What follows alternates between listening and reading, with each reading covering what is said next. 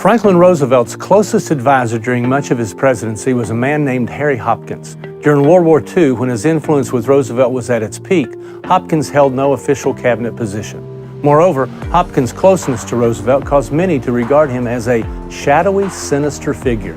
As a result, he was a major political liability to the president.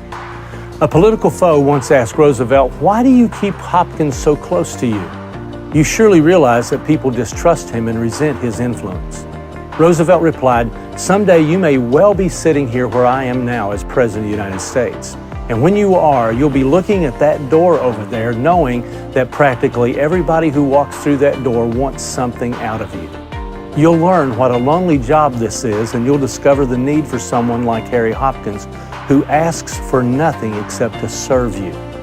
Winston Churchill rated Hopkins as one of the most half-dozen powerful men in the world in the early 1940s. The sole source of Hopkins' power was his willingness to serve. What a description of Jesus. Jesus continually taught, both by word and by example, that being a servant is the highest position in the kingdom of God.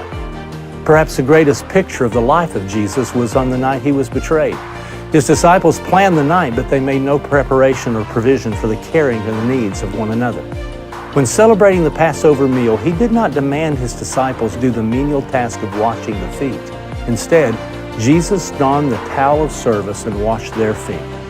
In Matthew 23, Jesus makes it clear that the greatest among you shall be your servant. Whoever exalts himself will be humbled, and whoever humbles himself will be exalted.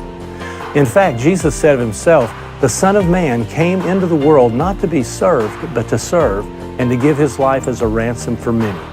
Greater love has no man than this, that he lay down his life for his friends.